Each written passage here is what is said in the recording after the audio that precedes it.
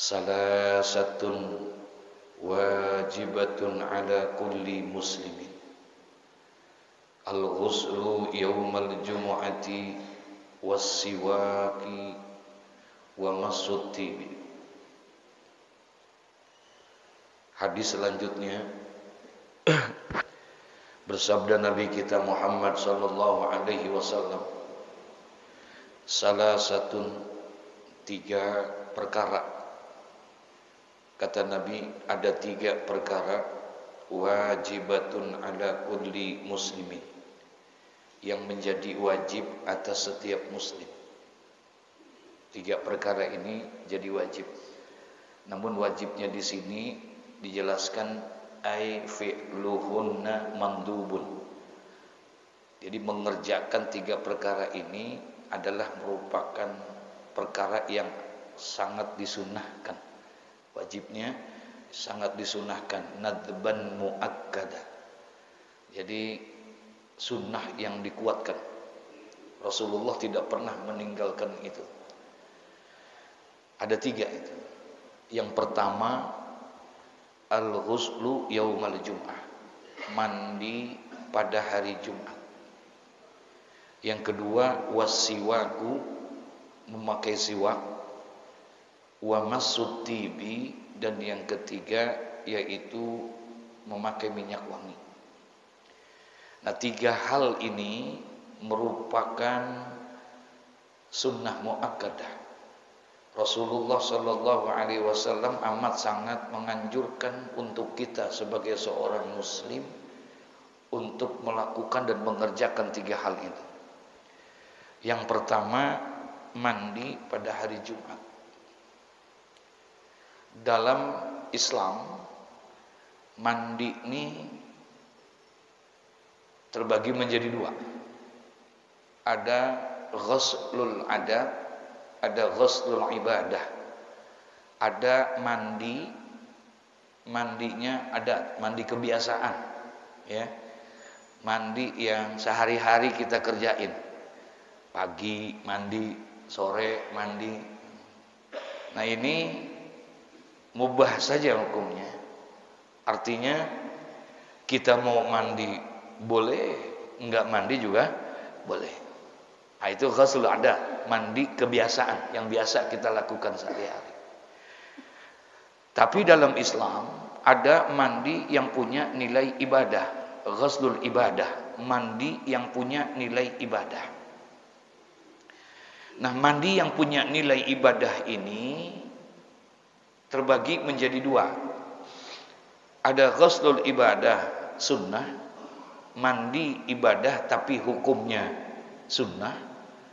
Ada mandi ibadah tapi hukumnya wajib. Jadi ada yang sunnah, ada yang wajib. Dua-duanya ini mengandung dan mempunyai nilai ibadah di sisi Allah. Kalau kita lakukan, maka mandi kita jadi ibadah. Yang pertama, mandi sunnah. Termasuk diantaranya adalah ghuslu yaumal jum'ah, mandi pada hari Jumat. Nah, ini amat sangat dianjurkan oleh Nabi kita Muhammad sallallahu alaihi wasallam agar kita bisa mendapatkan nilai di dalam mandinya itu punya nilai ibadah. Bagaimana untuk pelaksanaan daripada mandi ibadah ini, baik itu mandi yang sunnah ataupun mandi yang wajib? Syaratnya hanya 2. Yang pertama, dia harus niat dalam mandinya. Yang kedua, dia harus wa ta'mimul badani bil ma'i. Dia harus meratakan semua badannya itu dengan air. Ya, semua badannya, termasuk menyelati rambutnya, semuanya itu adalah merupakan syarat daripada mandi ibadah, baik itu mandi sunnah ataupun dia mandi wajib, ya, mandi sunnah ataupun mandi wajib. Kalau mandi wajib, kita tahu bahwa untuk membersihkan diri kita dari najis dan hadas, ya, bukan hanya dengan cara berwudu, Kalau dia hadasnya hadas kecil, cukup kita sucikan diri kita. Setelah kita bersihkan itu kotoran yang ada, apakah itu pipis kita misalnya, atau buang air besar kita setelah kita istinja, setelah kita cebok. Kemudian setelah itu kita berwudu dan kita lanjutkan dengan melaksanakan sholat, sah sudah. Cukup dengan berwudu saja. Kalau itu hadasnya hadas kecil. Tapi kalau dia hadasnya hadas besar, maka tidak bisa dia dibersihkan hanya sekedar dengan wudu. Tapi dia harus dibersihkan dengan apa? Mandi.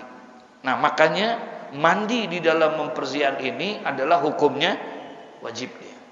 Kalau dia tidak mandi dengan membersihkan ini dengan niat untuk memandikan itu, untuk mengangkat hadas-hadas besar yang ada di dalam dirinya, berarti dia masih dalam keadaan kotor, dia masih dalam keadaan berhadas. Nah, kalau dia dalam keadaan berhadas, ada ibadah-ibadah yang dilarang untuk melakukannya.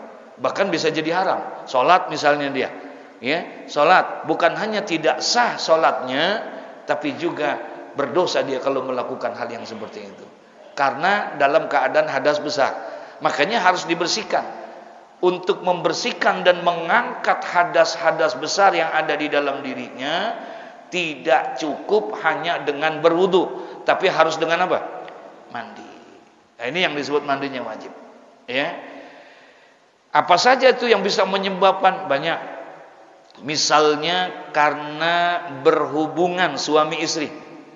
Ya, dengan sebab berhubungan suami istri, maka dia dalam kondisi berhadas besar. Wajib dia untuk mandi. Dia berhubungan suami istri. Mau keluar ataupun tidak keluar mani. Ya, mau keluar mani ataupun tidak keluar mani, maka dia dikategorikan sebagai hadas besar. Yang kedua, wa khurujul mani. Orang itu jadi berhadas besar karena sebab keluarnya apa? Mani. Jadi dipisahin antara hubungan suami istri tadi dengan keluarnya mani. Ini dua-duanya penyebab daripada hadas besar nih. Sebab ada orang yang berhubungan enggak keluar mani enggak. Gitu. Ya, dia berhubungan enggak keluar mani. Timbang assalamualaikum doang. Ya, saya enggak perlu jelasin ya. Nah, itu sekedar begitu doang. Itu tetap walaupun dia tidak keluar mani, dia tetap dalam keadaan hadas besar. Yang kedua, yang menyebabkan dia keluar mani itu karena khurujul mani, karena sebab keluarnya mani. Nah, keluar mani ini banyak faktor. Bukan hanya sekedar berhubungan suami istri. Bisa jadi orang keluar mani karena bermimpi. Ya, karena bermimpi dia keluar mani. Atau juga bisa keluar mani tidak berhubungan, tidak mimpi, tapi karena istimna, karena menggunakan tangan, ya, menggunakan tangan, onani kalau bahasa anak sekarang itu pun juga bisa menyebabkan baik dengan tangannya sendiri atau dengan tangan orang lain. Maka ketika dia keluar mani, maka dia berhadas besar dan dia wajib apa? Mandi. Ya, wajib mandi.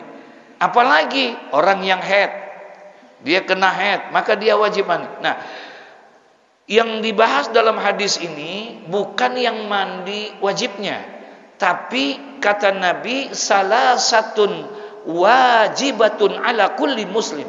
Ada 3 perkara yang amat sangat diharuskan.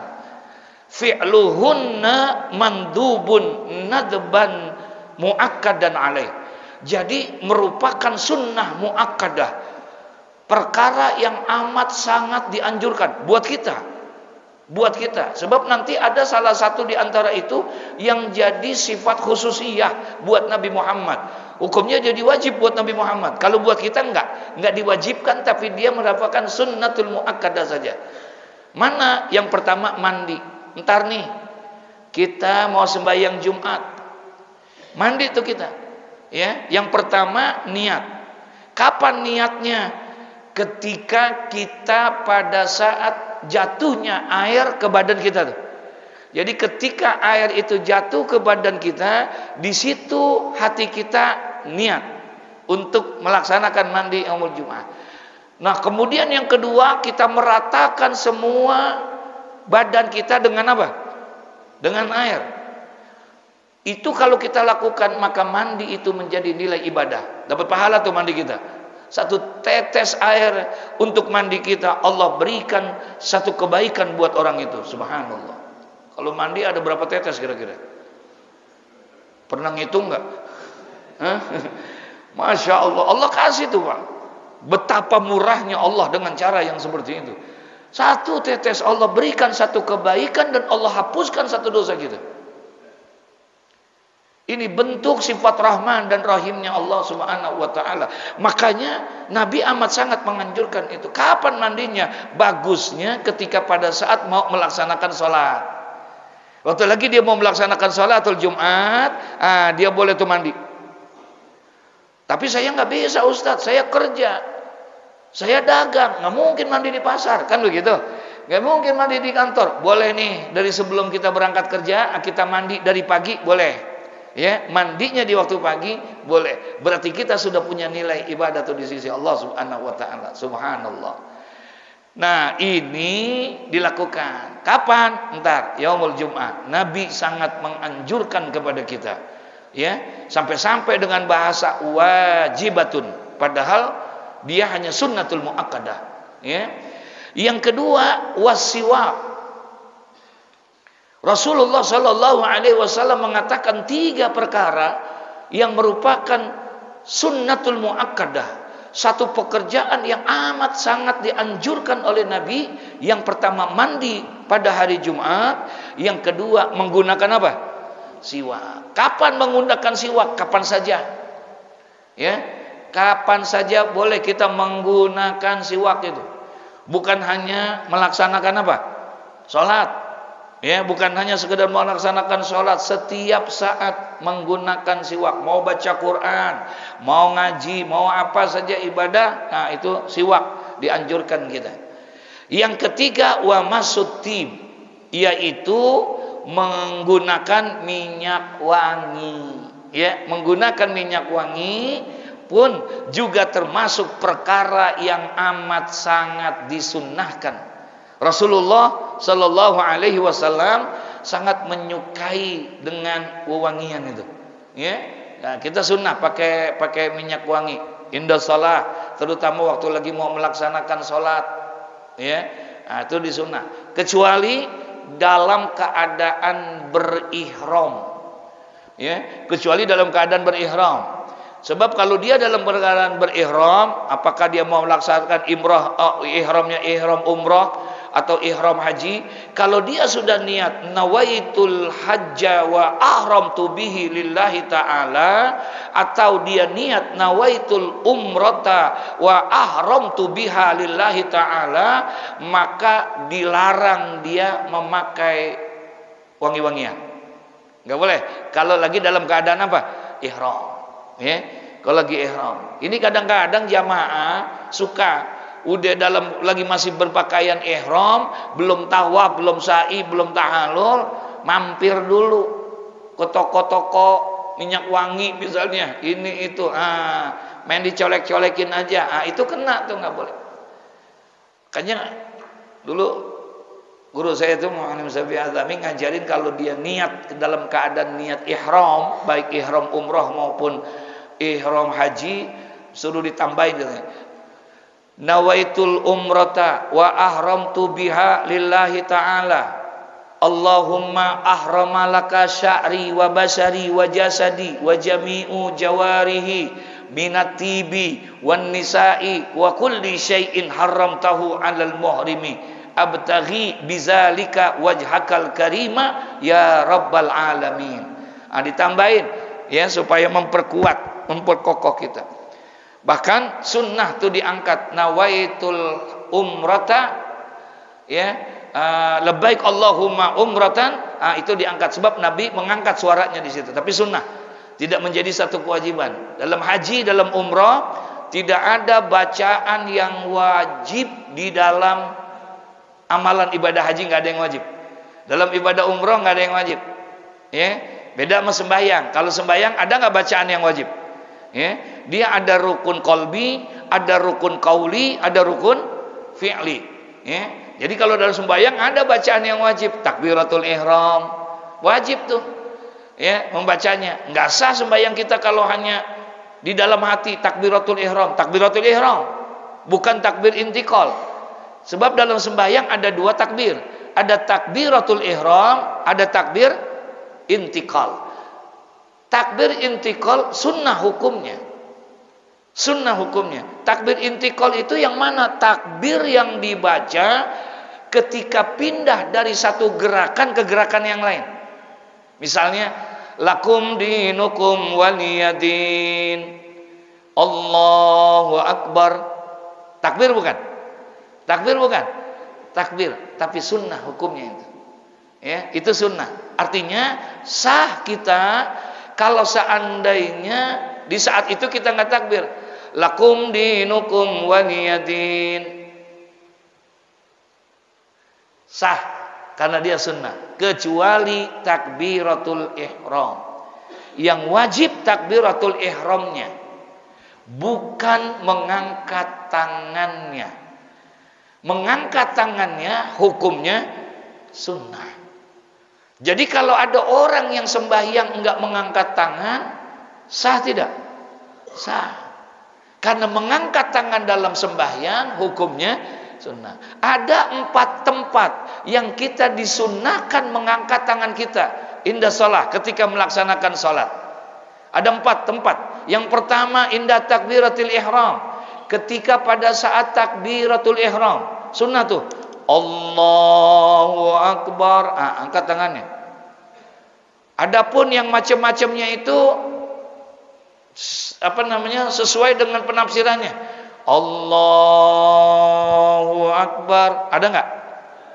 Allahu akbar. Kayaknya capek banget bikin Allahu akbar gitu. Ya, mau letakin di mananya itu enggak ada yang masalah. Sunnah saja itu. Jadi jangan gara-gara begitu jadi rame. Paham ya? Jadi rame begitu, enggak. Nah, ada bacaan yang wajib di dalam sembahyang, tapi tidak dalam haji. Jadi kalau Bapak umroh, saya doain biar pada bisa umroh semua. Ya, insyaallah. Tapi jangan bareng-bareng, ntar yang haji enggak ada lagi. Ya, gantian. Insya Masya Allah, itu nikmat yang luar biasa.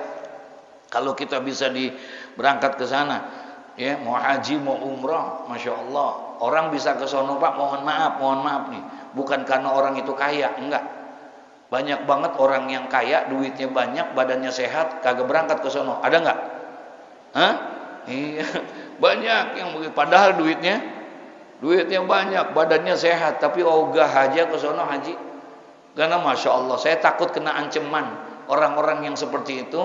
Ada satu hadis, Pak, yang cukup membuat kita juga perlu hati-hati itu.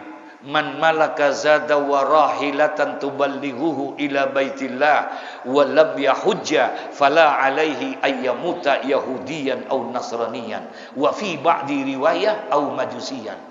Barang siapa yang sudah memiliki harta, badannya sehat, modalnya ada, bekal semuanya ada, walam yahujja, tapi dia tidak mau berangkat haji ataupun umrah, fala alaihi ayyamuta yahudiyan aw nasraniyan. Tinggal pilih, kata Nabi, kalau dia mati dalam keadaan Yahudi atau mati dalam keadaan Nasrani. Nauzubillah min zalik. Masya Allah. Jadi bukan karena orang itu orang kaya bisa berangkat, enggak.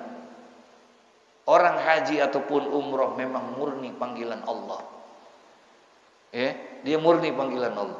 Bukan karena dia orang yang rajin ibadah jadi diberangkatin haji, enggak juga. Banyak, Pak, orang-orang yang ibadahnya rajin banget. Tiap malam tahajud, pagi duha, enggak pernah tinggal tuh baca suratul Waqiah. Minta di dalam doanya, ya Allah, izinkan kami bisa berangkat umroh, ya Allah. Kami pengen ibadah di Baitullah, kami pengen ziarah ke makam Rasulullah. Tiap malam dia nangis minta sama Allah. tahajudnya itu yang dia minta, tapi belum diizinkan sama Allah. Padahal tiap malam dia minta sama Allah, belum diizinkan sama Allah. Ada Pak orang yang boro-boro tahajud, sembahyang yang 5 waktunya aja masih belentong, berangkat haji. Ada nggak yang begitu? Berangkat haji, berangkat umroh, tuh masya Allah. Saya beruntung kita bisa ke sana, ya. Nah, jadi dalam kondisi berihram maka dia tidak boleh memakai minyak wangi. Tapi selain daripada itu sunnah. Apalagi mau sembahyang, masya Allah. Kemarin lagi umroh beberapa waktu yang lalu tuh, Pak. Udah nyiapin aja tuh. Ada orang bersedekah pakai minyak wangi di dekat makam Rasulullah. Jadi orang yang mau masuk ke masjid itu dicolekin minyak wangi. Dia mau sedekah pakai duit nggak punya, dia nggak mau sedekah, jadi dia bersedekahnya pakai minyak wangi. Subhanallah, ya. Jadi sunnah 3 perkara yang wajibatun ala kulli muslimin, yang merupakan sunnatul muakkadah, ya, yaitu ghuslu yaumul jum'ah, mandi pada hari Jumat, dan juga wasiwak, memakai siwak, dan juga wal masutib, yaitu ini. Tapi bagi Nabi ada beberapa di antara 3 itu yang jadi khususiyah buat Nabi, wajib dia. Sebab ada hadis Nabi Shallallahu Alaihi Wasallam bersabda, salasun hunna alayya faridatun. Kata Nabi, salasun hunna alayya faridatun wa hunna lakum sunnatun. Ada 3 perkara yang dimana 3 perkara ini alayya, bagi diriku, kata Nabi, faridatun, jadi merupakan kefarduan, jadi wajib buat saya, kata Nabi Muhammad. 3 nih. Wa hunna lakum, dan 3 perkara ini buat kamu sekalian, buat kita, kata Nabi, sunnatun. Hukumnya hanya apa? Sunnah. Tapi bagi Nabi wajib. Bagi Nabi wajib, bagi kita sunnah. Apa itu? As-siwak. Siwak sunnah buat kita, tapi wajib buat siapa? Buat Nabi. Nabi gak pernah tinggal itu yang namanya siwak, masya Allah. Yang kedua adalah wal witru, sembahyang witir. Sembahyang witir merupakan satu kewajiban bagi Nabi Muhammad, ya, melaksanakan salat witir. Witir minimal berapa sembahyang witir? Berapa rakaat? Minimal 1, ya. Kemudian maksimalnya 11 kita melaksanakannya. Minimal 1, maksimal 11 kita melaksanakan yang namanya salat sunat witir. Kapan kita bisa melakukan salat sunat witir itu? Di waktu malam. Nah, ini ada ikhtilaf, ada ulama yang mengamalkan boleh sebelum tidur, ya, atau nanti pada saat menutup, pada saat sholat malamnya, ya, waktu sholat malamnya boleh. Makanya ada istilah istikmal, penyempurnaan. Tadi sembahyang witir itu minimal berapa? 1. Maksimal, kalau kita sembahyang taraweh di pertengahan bulan Ramadan, ditambahin ada sholat, setelah kita selesai sembahyang taraweh, ada sembahyang apa? Witir di situ. Berapa rakaat kita witirnya? Berapa rakaat? 3. Ada orang tanya, kalau kita udah sholat witir berarti udah nggak boleh sholat malam lagi dong, kan gitu ya? Karena kan sholat witir adalah penutup di antara sholat-sholat malam, ya. Sholat witir itu penutup di antara sholat malam. Nah, sama ulama diperbolehkan tuh dia. Kalau seandainya dia mau sholat malam, walaupun dia sudah sholat apa? Witir itu, sayang kalau dia nggak tahajud qiyamul lail di bulan Ramadan, nilainya berlipat ganda itu. Nah, sekarang dia mau bangun nih sembahyang di waktu malam. Tadi udah witir nih. Gitu. Makanya suka kadang-kadang ada orang habis sembahyang witir nggak ikut, habis sembahyang tarawih nggak ikut apanya? Witirnya, dia nungguin aja. Ada nggak? Karena dia pengen niatin yang kayak begitu. Boleh nggak? Ya boleh-boleh aja. Dia mau begitu. Jangan lagi nggak sembahyang witirnya, nggak tarawih aja ada. Nah sekarang dia misalnya melakukan begitu gitu, boleh. Tapi kata ulama, boleh nanti walaupun kamu sudah sembahyang habis taraweh, sudah melaksanakan witir yang 3 rakaat tadi, boleh kita lakukan istiqmal witir. Makanya di awal kadang-kadang ada yang berdoa, usolli sunnatan muqaddimatul witri, pembuka sembahyang apa? Witir. Ntar kalau udah 3 berarti masih ada sisanya lagi, boleh. Nah gitu. Jadi diperbolehkan dia seperti itu. Ya. Kalau kefiatnya, pelaksanaannya boleh. Ada 2 cara. Ada yang mengerjakan dengan 3 rakaat 1 salam, ada nggak? Ada juga yang mengerjakan 3 rakaat berapa salam? 2 salam, boleh, dua-duanya boleh. Semen indah Syafi'i, ya itu lebih afdalnya 2 salam. Ya, jadi 2 rakaat dan 1 salam. Mau 3 rakaat boleh nggak? Boleh aja. Ya, boleh aja. Tapi nggak pakai tasyahud awal, langsung ke sana. Nah, buat Nabi Muhammad 3 perkara wajib buat beliau. Khususiyah, kata Nabi, salasun hunna alayya faridatun. 3 perkara buat diriku itu jadi fardu. Tapi wahunna lakum sunnatun. Tapi 3 perkara ini buat kamu sekalian hukumnya hanya sunnah. Pakai siwak, witir. Yang ketiga, wa qiyamul lail. Bangun di waktu malam, sembahyang waktu malam, tahajud di waktu malam. Itu buat Rasulullah hukumnya apa? Buat Rasulullah hukumnya? Ini kalau ini diwajibin sama kita bagaimana, Bang? Hah? Jangan lagi tahajudnya, subuhnya. Wa qala Rasulullah sallallahu alaihi wasallam, tibu afwahakum bisiwak fa innahu tariqul Qur'an. Masya Allah.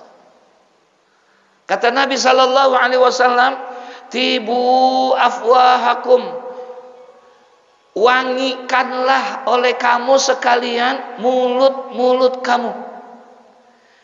Wangiin tuh mulut-mulut kamu itu. Jangan sampai bau, makruh mulut kita kalau bau. Ya, apalagi sholat. Ya. Bis makan ya, Masya Allah, tahak lagi sembahyang. Tibu afwahakum, wangikanlah mulut kalian itu dengan apa? Bisiwak, yaitu dengan menggunakan siwak. Jadi siwak itu, kambiumnya itu, lendirnya itu bisa bukan hanya membersihkan, menguatkan gigi-gigi kita dan lain sebagainya, tapi di situ mengandung wangi buat pengharum.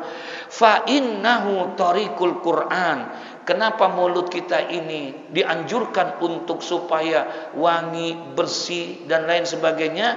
Karena mulut ini adalah tariqul Quran, sebagai jalannya Al-Quran. Kita baca Al-Quran, dengan mulut kita keluar itu ayat-ayat Al-Quran, keluar dari mulut kita firman-firman Allah dari Al-Quran. Masya Allah, ya, dianjurkan kita untuk seperti itu.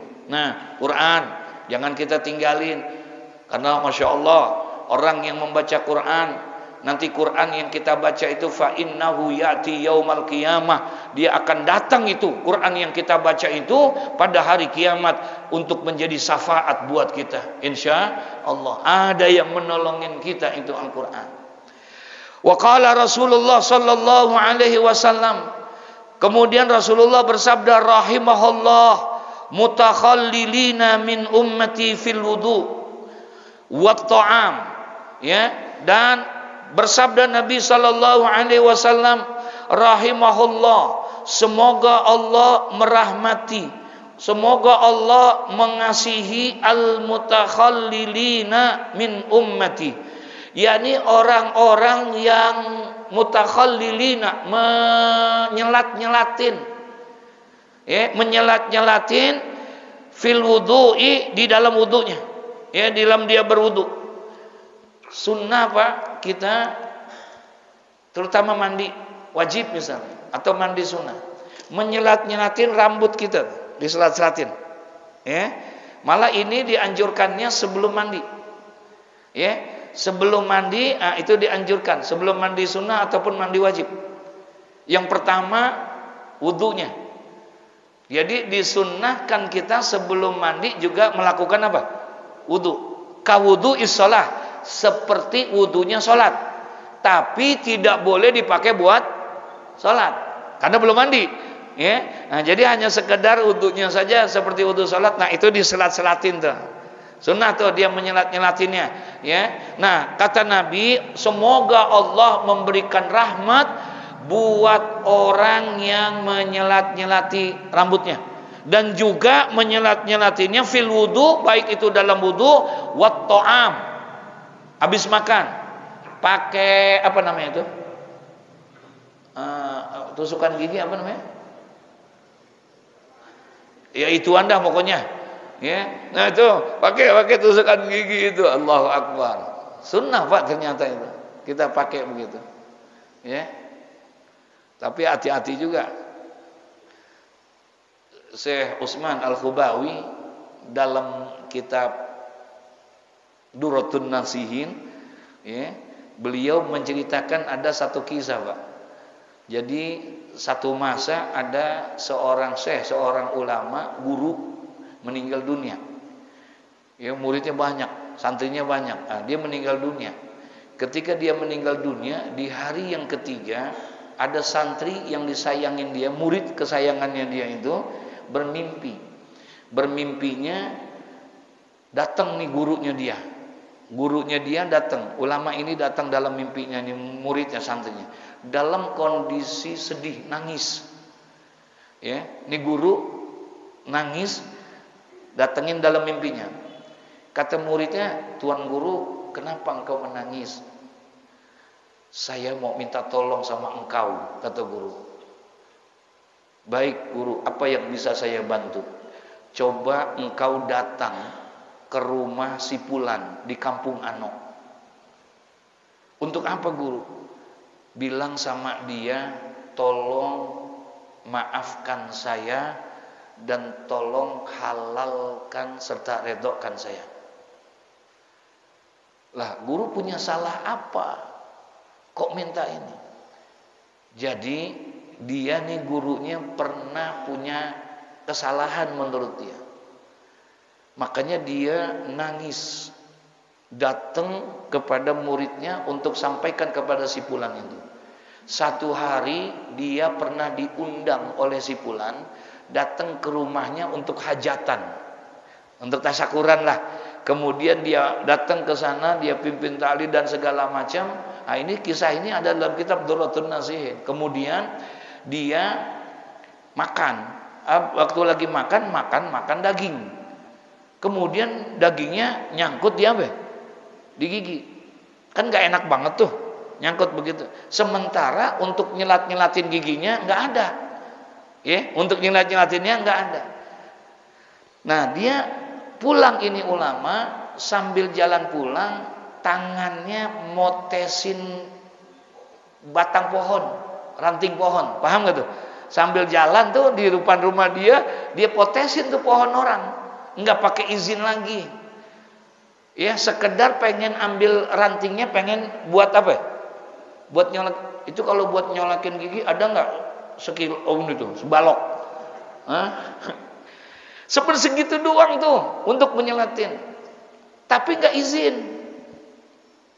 Makanya dia minta tolong sampaikan maafku, ya, minta maafkan saya, ikhlaskan saya, redoin saya, halalkan saya. Gara-gara itu 3 hari mulut saya penuh dengan bara api, katanya, tersiksa di dalam kuburnya. Masya Allah, segitu doang Pak, ya, segitu doang. Bagaimana yang nyolong logging ilegal, Utan ditebas-tebasin, ada? Iya, Masya Allah. Itu yang segitu doang, 3 hari mulutnya penuh dengan bara api, tersiksa dia. Maka dia minta tolong. Akhirnya nih murid datang ke sono, ketemu si Fulan, nyampein, Pak, maafin guru saya ya Pak ya. Enggak, guru ente enggak ada dosanya, mana baik banget dia. Dia datang, saya undang ini, bersyukur banget saya keluarga dan lain sebagainya. Enggak, waktu dia pulang dia enggak izin sama bapak. Ngapain? Ambil batang pohon sedikit buat nyoletin giginya. Astagfirullah, saya redho, saya ikhlas. Jangan lagi sebatang, pot-potnya bawa enggak apa-apa. Dibawa semuanya. Masih saya izin, kata dia. Maafin ya Pak, saya maafin, saya redho. Besoknya datang lagi gurunya dalam mimpinya, tersenyum, ngucapin terima kasih. Allah udah angkat itu. Subhanallah. Jadi sunnah tuh ngapain? Nyelat-nyelatin gigi. Baik dalam berwudu, sebelum kumur bersihin dulu pakai siwak. Selat-selatin itu sunnah gitu. Wa qala Rasulullah sallallahu alaihi wasallam la tatakhallalu bil as warraihan fa innahu yurisul iklata. Ya, katanya bersabda Nabi sallallahu alaihi wasallam, la takhallalu, janganlah kamu sekalian menyelat-nyelatin yang namanya gigi kamu itu, mencongkel-congkel gigi kamu itu bil as warraihan, yakni dengan kayu as atau dengan kayu raihan. Kenapa? Karena dia satu unsur wanginya tinggi, yang kedua terlalu keras. Jadi jangan menyolek-nyolekin dengan yang keras-keras kayak begitu. Ya. Kenapa? Fa innahu yurisul iklata, karena kayu raihan dan kayu al-as ini dapat menimbulkan rontoknya gigi kita. Ya. Jadi jangan nyulit-nyulitnya itu jangan yang pakai yang keras-keras gitu. Ya. Kalau sekarang kan sudah ada ya, yang menjual itu sudah ada, alhamdulillah. Wa qala Rasulullah sallallahu alaihi wasallam, salatun bisiwaki khairun min sab'ina salatan bi ghairi siwak. Bersabda Nabi sallallahu alaihi wasallam, salat yang dilaksanakan bisiwakin, dengan menggunakan siwak. Sebelum melaksanakan salat dia pakai apa? Siwak. Baik itu sembahyang fardu ataupun sembahyang sunnah. Khairun min sab'ina salatan, itu lebih baik nilainya di sisi Allah daripada orang yang sembahyang tidak pakai siwak sebanyak min sab'ina salatan, lebih baik 70 salat dibandingkan tanpa dengan bersiwak. Masya Allah ya, dengan menggunakan siwak. Wa qala Rasulullah sallallahu alaihi wasallam, ma zala Jibrilu yusini bisiwaki hatta khasitu an yadrodanna asnani. Masya Allah. Bersabda Nabi sallallahu alaihi wasallam, kata Nabi, mazala, tidak ada henti-hentinya. Siapa? Jibrilu, malaikat Jibril. Tidak ada henti-hentinya malaikat Jibril yusini, berwasiat kepadaku. Artinya tuh malaikat Jibril selalu pesan sama Nabi Muhammad. Tidak ada henti-hentinya malaikat Jibril selalu berwasiat kepadaku.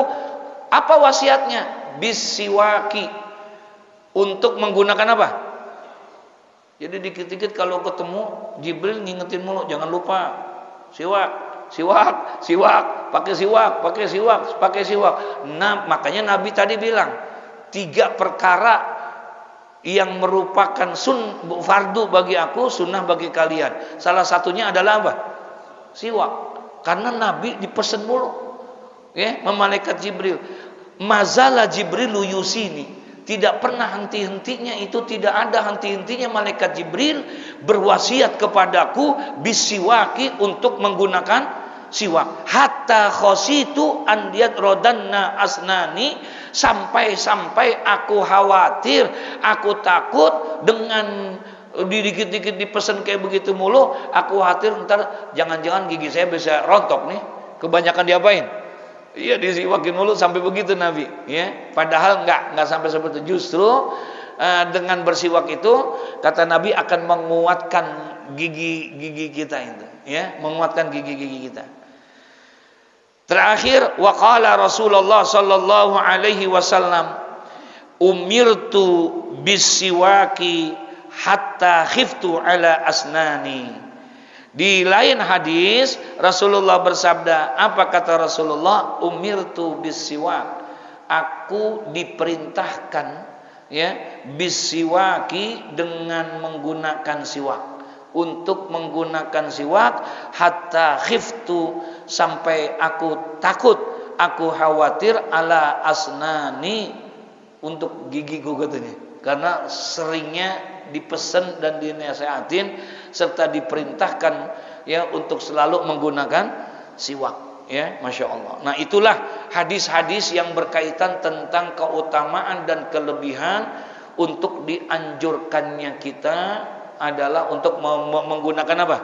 Siwak, ya. Usahakan, ya, dengan seperti itu. Mudah-mudahan ittiba' ala Rasul, kita mengikuti apa yang dianjurkan oleh Rasulullah.